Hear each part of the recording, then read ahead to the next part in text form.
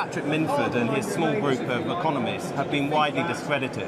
If you look at the mainstream consensus, it is that this is going to be a very difficult time, choppy waters for our economy going forward as a result of Brexit. Wrong. Patrick Minford was absolutely right about the exchange rate mechanism and the euro against the consensus. I'm sorry I haven't been in for the whole of the debate, but I've been at the Exiting the European Union Select Committee debating one of our reports, and we have been firmly excising split infinitives and making sure that apostrophes appear in the right place and that umble addresses have the correct indefinite article preceding them and all those important matters. But the transitional arrangements that she set out in her Florence speech, I will.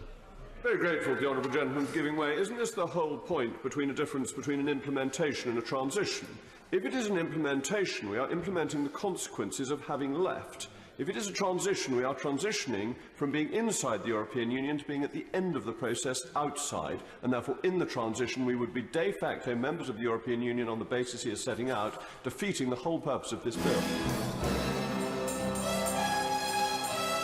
Conservative MP Jacob Rees Mogg.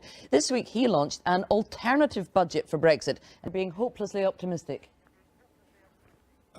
Wrong. The fall in prices comes because you make the economy so much more competitive that you take away tariffs, which reduces the price of food potentially by 20%. That's a big reduction. Bear in mind that the biggest tariffs hit food, clothing and footwear, which harm. And the page following indicates spending decisions and tax decisions that have been taken in the budget. But I do, Mr. Speaker, have a very specific question for the Treasury bench in relation to the Red Book, which may have been raised by my honourable friend, the member for Dover, but it is of considerable importance.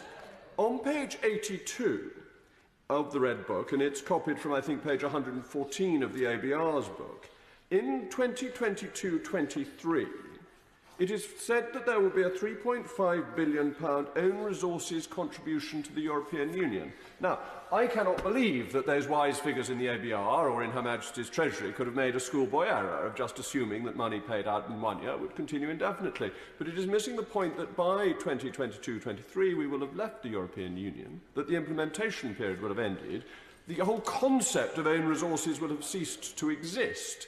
And this is, I feel, rather like spotting an error in Wisden Cricketer's Almanac, something that it's very rare to do and indicates an occasional failing that I hope will be put right, and we will discover that this is not intended. Prime Minister's Florence speech, the basis on which we are negotiating with the EU, and it is up to them to make their own independent forecast. My understanding, and you will have to, the honourable gentleman will have to speak directly to the ABR about that, but they've used an average of other independent forecasts that have been prepared. I'm grateful to my right honourable friend, but I don't think this quite works for the own resources figure because they have made assumptions relating to our net contributions to the European Union, and they have assumed that those monies will be spent domestically in the United Kingdom and that therefore there is no fiscal advantage. But there is still a £3.5 million negative income from own resources. Now, Jacob Rees Mogg. Thank you, Mr. Speaker. The issue now is not whether it is in the government's interest to publish these documents or not. If the government didn't want to publish them, it should have voted down or amended the humble address. The question now is whether the terms of that motion, which in all precedent is a binding motion, unlike the previous motion passed earlier in the year, which was not a humble address and not a binding motion. To meet this motion, it is not at the discretion of the government to decide what to take out. It is now at the discretion of the Select Committee.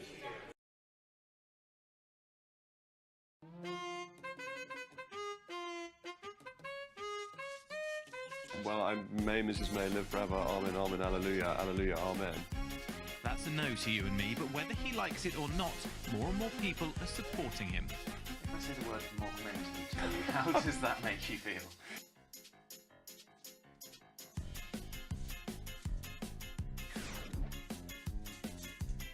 This legislation undoubtedly has the importance of primary status. And that is the result of the way in which clauses 2 to 4 retaining most EU-derived legislation is worded, because it turns it principally into secondary legislation in United Kingdom law.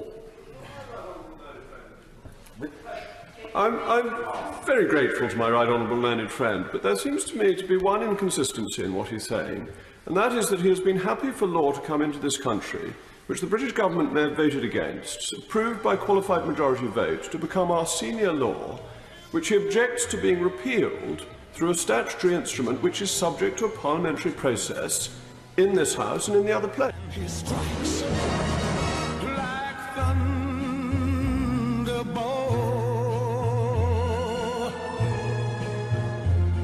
Conservative member of the committee, Jacob Rees Mogg, contempt of Parliament. Why? Well, the issue is breach of privilege, that a humble address, an humble address, is deemed to be binding, and all previous precedent is that a humble address is binding.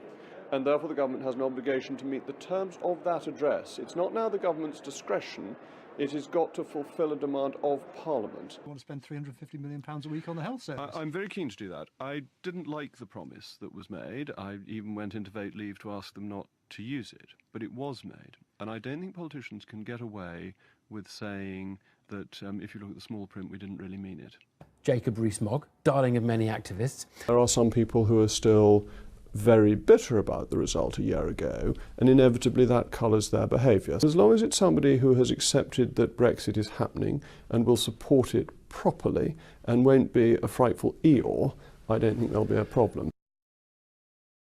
Some of the stories that have come out are serious, others are not, and I think we have to have a question of perspective and balance on this. Because Jacob Rees Mogg has said that, you know, you've consistently got it wrong over Brexit, that you've been talking it down. Jacob Rees Mogg himself said this week when he called Mark Carney one of the enemies of Brexit. In the statutory requirements, the bank is not required to say anything that would not be in the public interest. And called the BBC the Brexit-bashing corporation. We haven't suffered as much as you thought, presumably, at this point. But is there, in your opinion, harder times to come?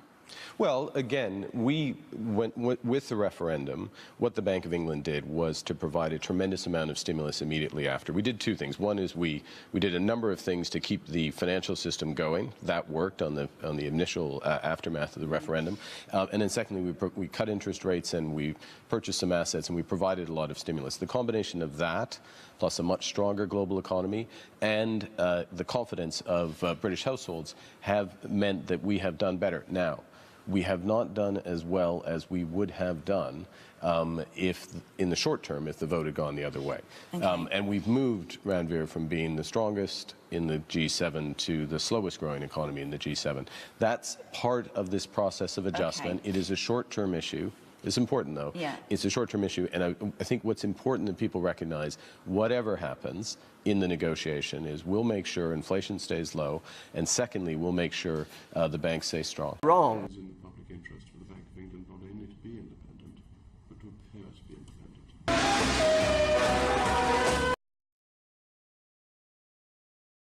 I think the Canadian example is important, and the Honourable Lady, my friend from Broxtowe, criticised me for referring to the Canadian Parliament, but it is, in a way, a sister parliament of this one. Of course, I'll give way. I'm very grateful to give him an extra minute and say, hear, hear, to everything he says. I'm very grateful because I've always campaigned, and one of the reasons I was so keen to leave the European Union, for the rights of this House. And one of the great rights of this House is to hold the government to account and to use the procedures and facilities open to it to do that in a powerful and real way.